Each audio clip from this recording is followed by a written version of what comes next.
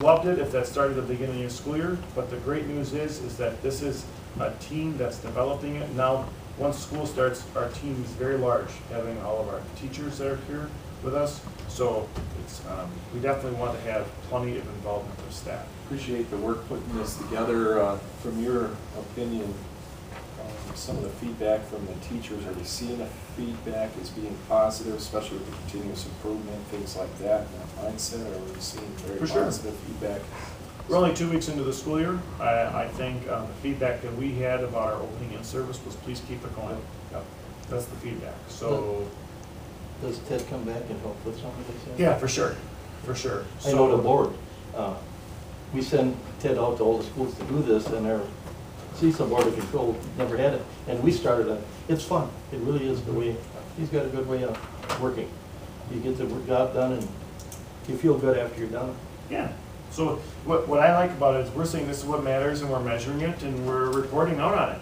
And we'll celebrate our successes, and we're going to celebrate our misses too, as long as we're making growth. I think that's the key part. Growth mindset. I heard it. Right.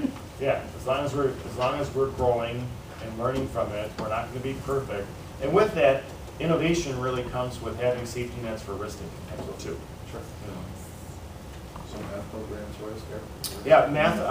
Our math specialist, Stacy Walworth. I talked to her last week about how things are going, and she said she actually has had some goosebump moments this school year, just about the excitement and the language that staff are using, and just super positive. I've heard that from teachers.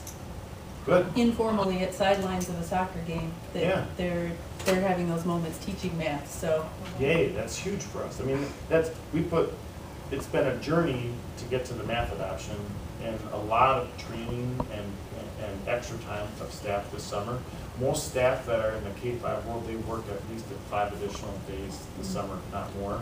And the high school staff and that went through the CPM training, that also is very rigorous. So it's awesome. It's great to see, and I think we're just going to keep getting that positive feedback. So probably need an email out to all staff and teachers. Board, thank you. We're going to celebrate that at the beginning of in-service. That's what we're going to do.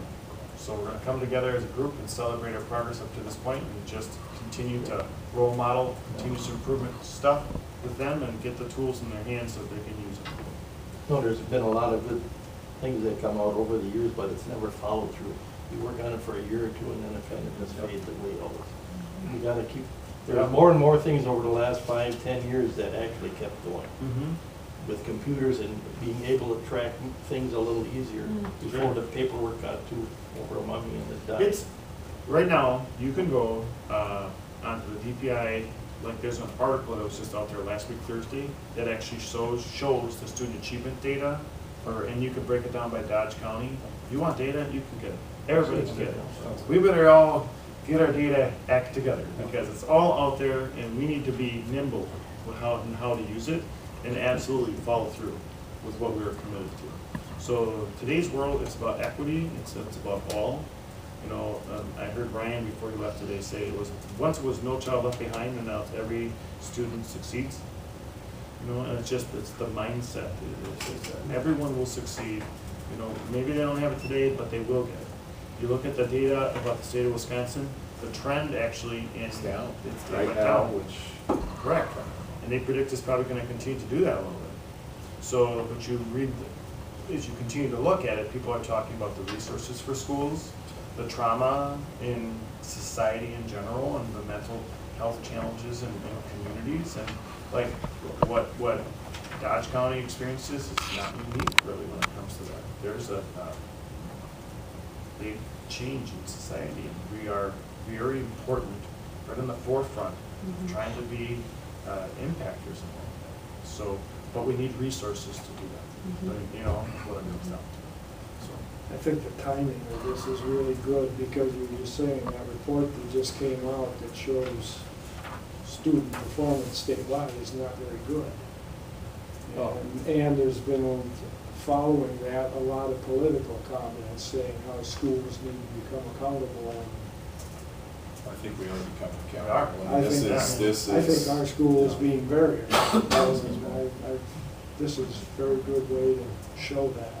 Yeah, and you know, this is something, once we get it up and running, it's gonna stick.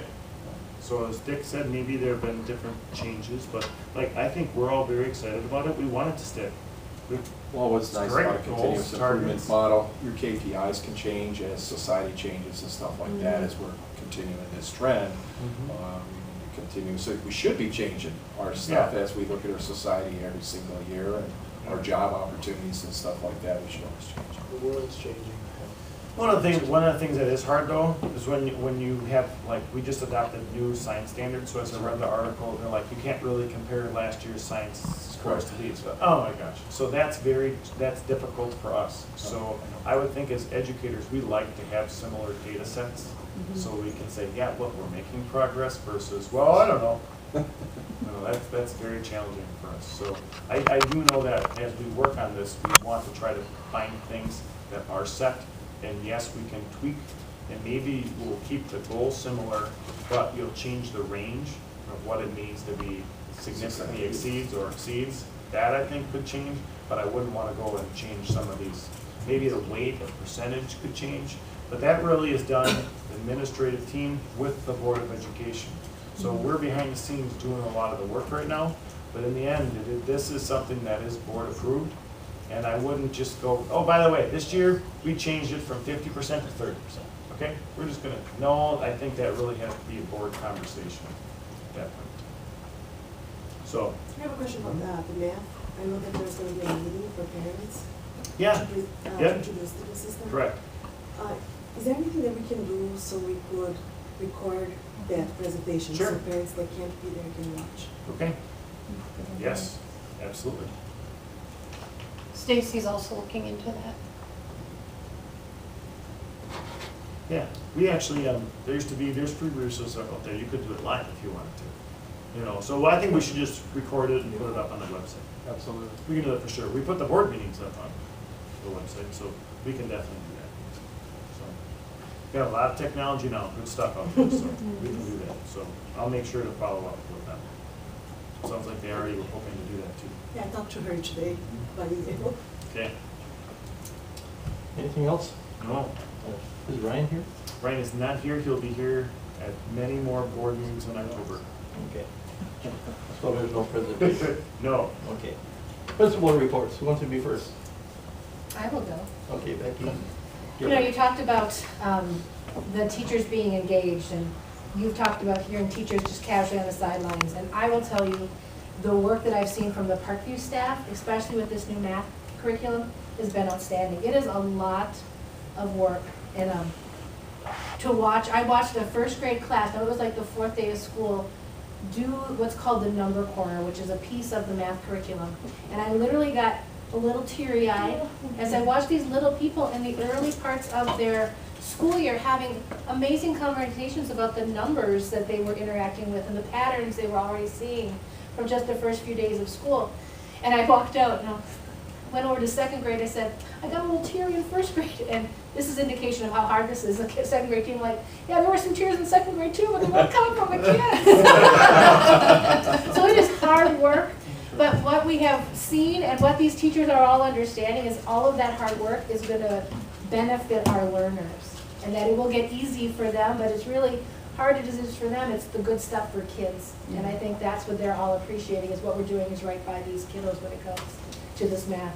So it's been fun to watch that math interaction as they are working through this new program. And that's my big share for my part. Other things are going well at Parkview, but to watch that, and just that academic work kind of grow with Is the the kids. preparation, is that? It's intense. It is? Yeah.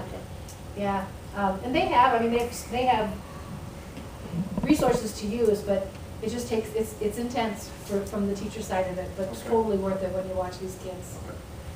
So I'd say for our K8, when we were in a reading and writing workshop model, and it's pretty much a math workshop, it's very teacher professional development, teacher tools in their toolbox dependent. It is not, I turn to page 5 of the textbook. It's all very much teacher driven. So that's why we have a lot of investment in training for And the staff. what's fun is I don't even think the kids know they're really doing math.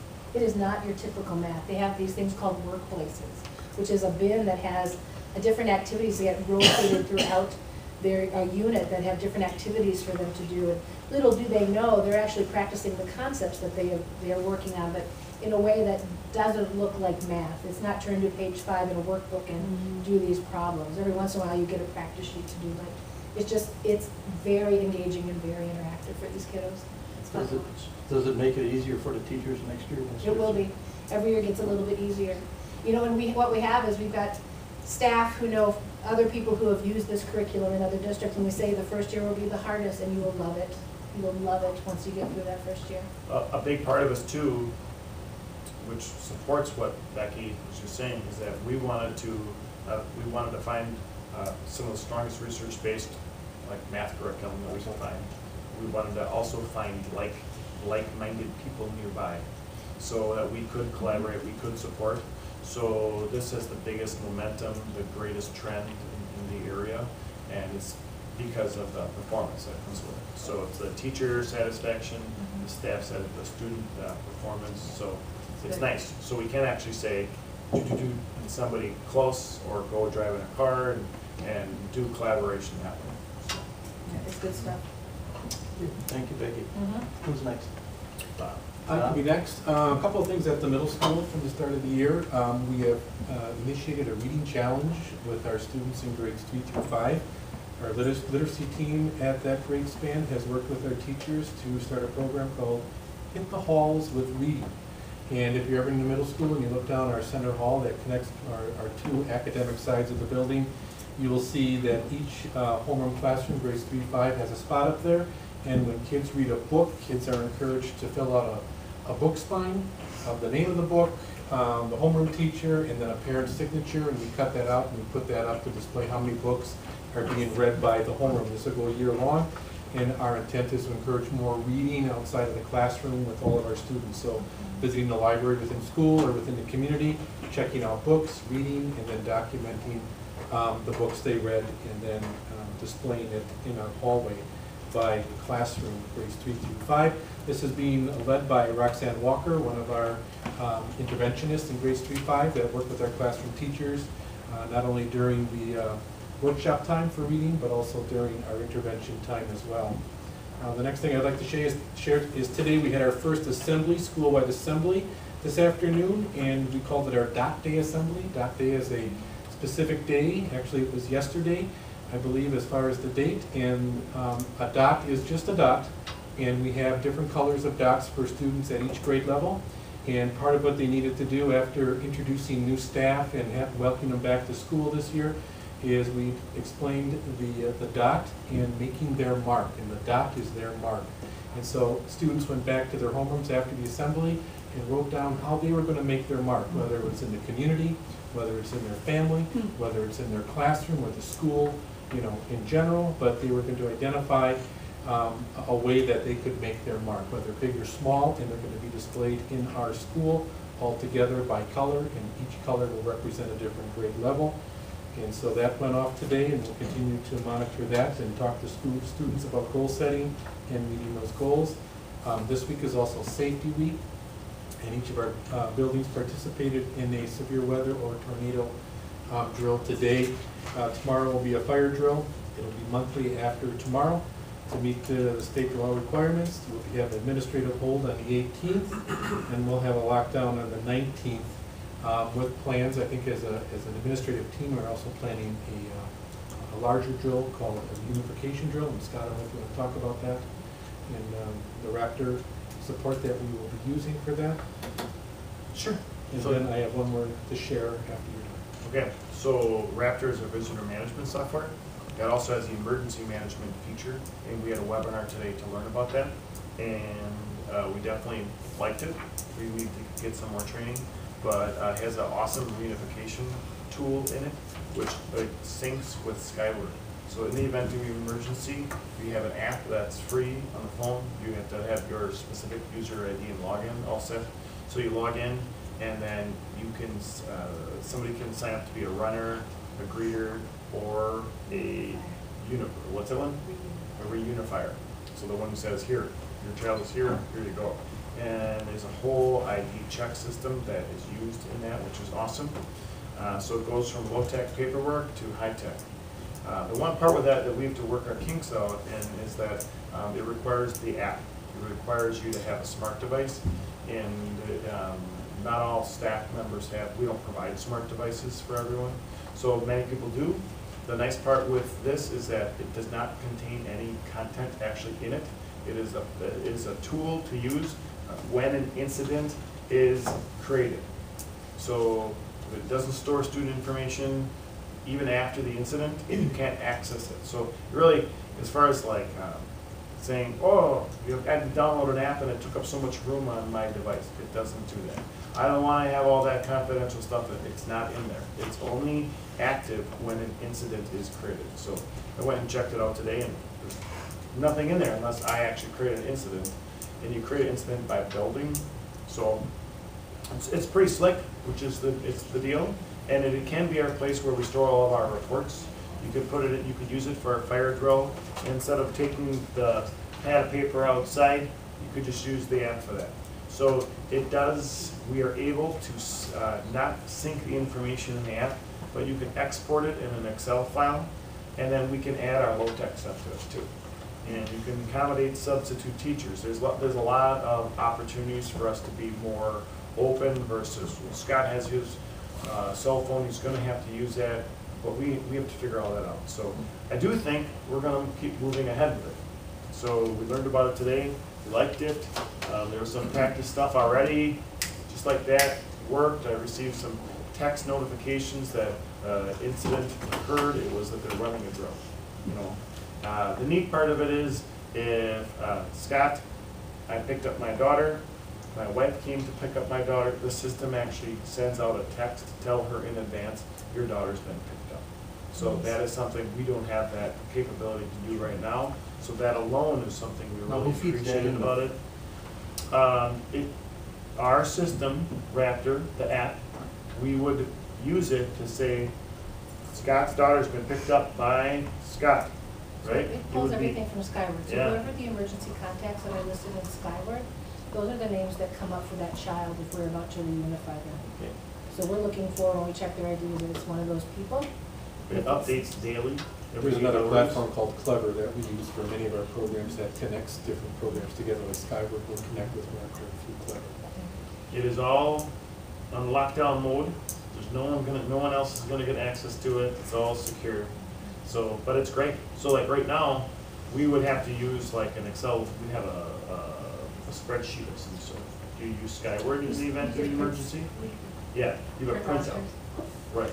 So instead of, we probably would still have those low-tech rosters as a backup, because you never know what happens in emergencies, but we would try to use the technology as much as possible. So what's nice is, in the month of October, we're planning on doing some more practice reunification stuff. So we'll see how we do. So it's good to do all of that now. A parent gave me some feedback today via email about last August. We had the tornado, remember that, everybody? That was over a year ago. And there was a concern about the tornado coming into Mayville, and instead it went to the north. So it hit up in Teresa, in that area. So, yeah. So with that, it was after hours, and that was a real challenge for us in the communication and who's in the building, what are the protocols, and we had some lessons learned there. And that was great feedback, because we definitely need to do some tabletop activities and practice for when school's not in session, but we have kids in the buildings using that for activities. Yeah, exactly. Actually, we had 2 incidents happen to us after school, and not got here, but nothing during the school day. So that is something that we need to continue to get better at for the after-school stuff. We practice during school, not enough practice on the after-school. So that was good feedback. What happened to the phones today? I was a card up at the high school, and the high school and middle school are linked. So all it was some little card at the high school that was just shut. So then Sue went in emergency mode, because it was very quiet, I think we heard in the Yeah, morning. there were no phones or anything. Yeah. Wow. So, No one's. and I find it interesting, and that's the newest phone system we have, right? It's all new. So they had to put a new card in there, and the system was recently backed up. So once we had the card, it was up and running quickly. But How it took how until, fire to go, you've got the high school.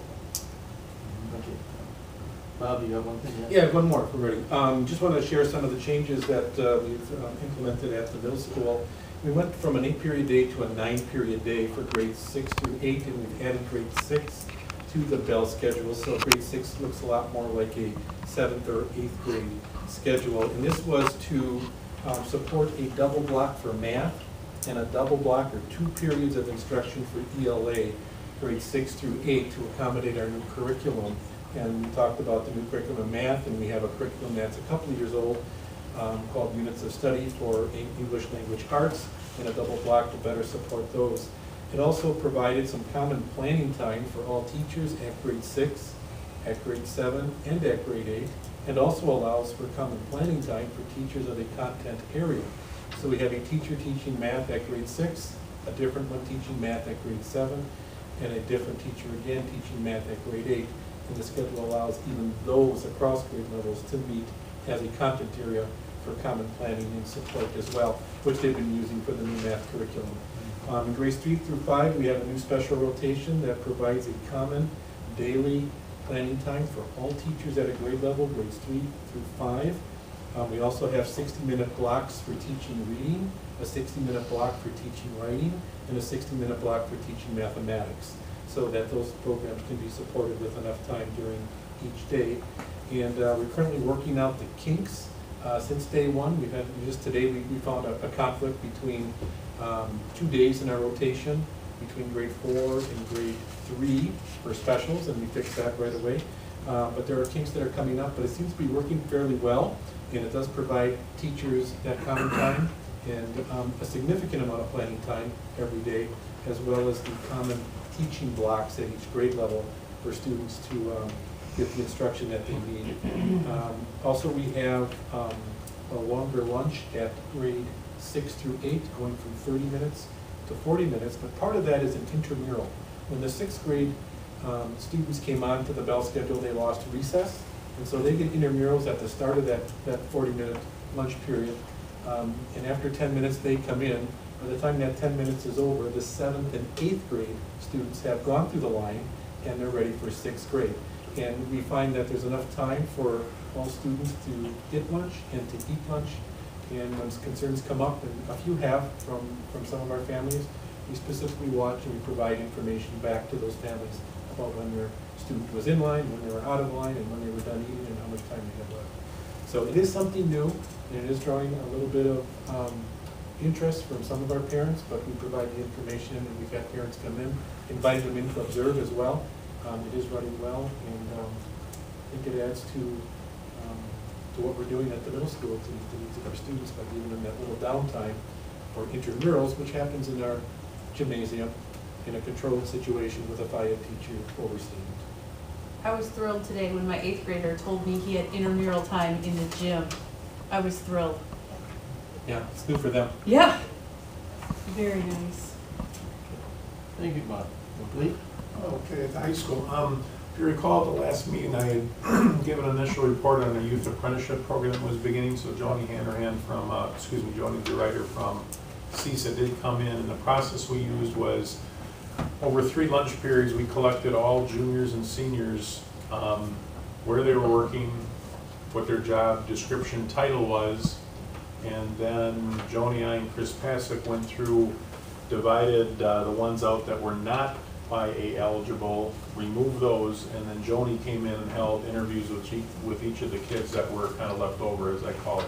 So we were able to have 11 kids fill out YA applications, and that may not seem like a lot, but that's a pretty good number considering we had to eliminate childcare, food, hospitality, tourism type positions, so we stuck with manufacturing, some retail and things like that, but we're pretty pleased with the 11 kids that are interested in the youth apprenticeship, and she'll come back and get some things done.